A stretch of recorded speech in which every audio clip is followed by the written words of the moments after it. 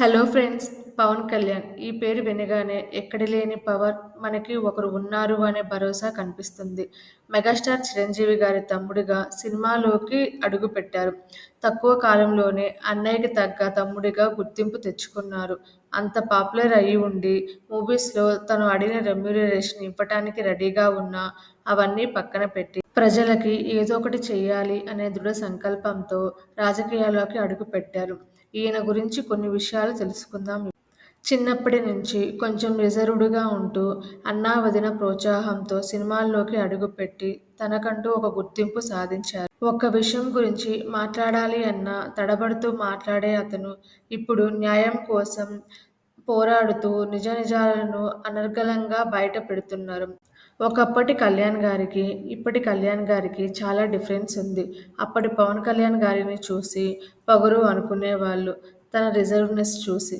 అప్పటి కళ్యాణ్ గారికి, ఇప్పటి కళ్యాణ్ గారికి చాలా డిఫరెన్స్ ఉంది. అప్పుడు చాలామందిని తనను చూసి పొగరు అనుకునేవాళ్ళు. ఇప్పుడు చూసి చేతులు ఎత్తి నమస్కారం చేస్తున్నారు. పవన్ కళ్యాణ్ నుంచి పవర్ స్టార్‌గా ఎలా ఎదిగారో చూద్దాం. 1961 సెప్టెంబర్ 2న ఆంధ్రప్రదేశ్ బాపట్లలో కొణిదెల వెంకటరావు మరియు అంజనాదేవి దంపతులకు మూడవ కొడుకుగా, చిన్న కొడుకుగా పవన్ కళ్యాణ్ గారు జన్మించారు. చదువు అంతా బాపట్లలోనే జరిగింది. వీళ్ళ నాన్నగారు పోలీస్ అవ్వటం వల్ల ఎప్పుడూ ఏదో ఒక ప్లేస్‌కి తిరుగుతూ ఉంటారు, ట్రాన్స్‌ఫర్ అవుతూ ఉంటారు. అలా నెల్లూరులో ఇంటర్ చదువుకున్నారు. ఆ తరువాత డిప్లొమా కంప్లీట్ చేశారు. పవన్ కళ్యాణ్ గారికి బుక్స్ చదవటం అంటే చాలా ఇష్టం. అందులోనూ పోరాట వీరుల బుక్స్ చదివేవాళ్ళు. ముఖ్యంగా చెగువేరా పుస్తకాలను ఎక్కువగా చదివేవాళ్ళు. ఆ టైంలోనే కరాటే కూడా నేర్చుకున్నారు. అలాగే మూవీస్‌లో కూడా నటిస్తూ ఉండేవారు. పవన్ కళ్యాణ్ గారు మొదట డైరెక్టర్‌గా సినిమాల్లోకి వద్దాం అనుకున్నారు. కానీ వాళ్ళ అన్నగారు అయిన చిరంజీవి గారి సలహాతో హీరోగా ఎంట్రీ ఇచ్చారు. 1996 ఈవీవి గారి దర్శకత్వంలో 'అక్కడమ్మాయి ఇక్కడబ్బాయి' మూవీతో ఇండస్ట్రీకి పరిచయం అయ్యారు.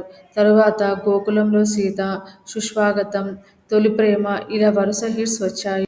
'తొలిప్రేమ' సినిమా ట్రెండ్ సెట్టర్‌గా నిలిచింది. ఇప్పటికి కూడా ఈ మూవీని సెపరేట్ ఫ్యాన్ బేస్ ఉంది. తర్వాత వచ్చిన 'తమ్ముడు', 'బద్రి', 'ఖుషి' మూవీలు ప్రత్యేకంగా నిలిచిపోయాయి.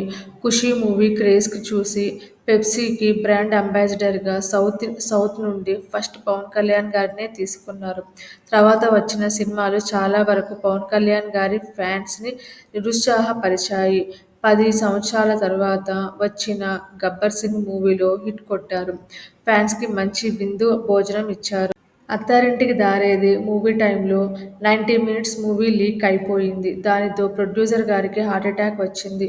పవన్ కళ్యాణ్ గారు ఆయనని కలిసి మీరు ఏం టెన్షన్ పడొద్దు. మూవీ ఖచ్చితంగా హిట్ అవుతుంది. నా ఫ్యాన్స్ థియేటర్‌కి వచ్చి మూవీ చూస్తారు, హిట్ చేస్తారు అని భరోసా ఇచ్చారు. ఒకవేళ ఫ్లాప్ అయినా ఆ నష్టాన్ని నేను భరిస్తాను అని భరోసా ఇచ్చారు. వాళ్ళ ఎక్స్‌పెక్టేషన్స్ లాగానే ఫ్యాన్స్ మూవీని భారీ విజయం సాధించారు. ఆ తరువాత రాజకీయాల్లోకి వెళ్లారు. 2008లో వాళ్ళ అన్నగారు అయిన చిరంజీవి గారు స్థాపించిన ప్రజారాజ్యం పార్టీతో మొదలుపెట్టారు. కొన్ని కారణాల వల్ల 2011లో కాంగ్రెస్‌లో ప్రజారాజ్యం పార్టీని విలీనం చేశారు. ఆ విషయం పవన్ కళ్యాణ్ గారికి నచ్చలేదు.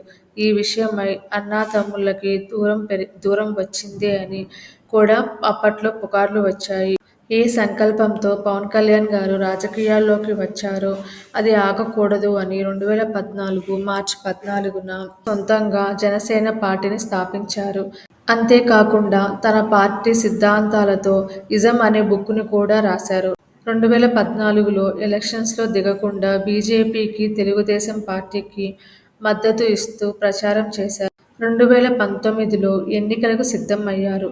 ఎలక్షన్స్‌లో ఓడిపోయినా పర్లేదు కానీ డబ్బులు, మందు పంచడానికి వీలు లేదు అని చెప్పారు. పార్టీ సిద్ధాంతాలు నచ్చితేనే మాకు ఓటు వేయండని చెప్పారు. ఇలాంటి సిద్ధాంతాలు అర్థం చేసుకోవటానికి కొంచెం టైం పడుతుంది ప్రజలకి. అందుకని 2019లో పరాజయం ఎదుర్కొన్నారు. తను ఓడిపోయినా తన దగ్గరకు వచ్చిన ప్రతి సమస్యను సాల్వ్ చేయడానికి ట్రై చేస్తున్నారు. కౌలు రైతులకి తన సొంత డబ్బులు ఇచ్చారు.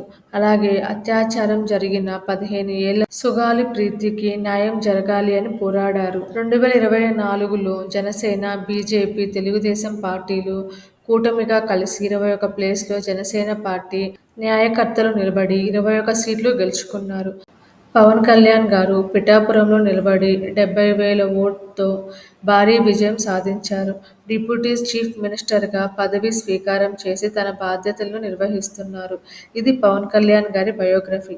ఇలాంటివి మీకు నచ్చిన వాళ్ళ బయోగ్రఫీ కావాలి అంటే లైక్ చేయండి, షేర్ చేయండి, మరియు సబ్స్క్రైబ్ చేయండి. Thank you for watching.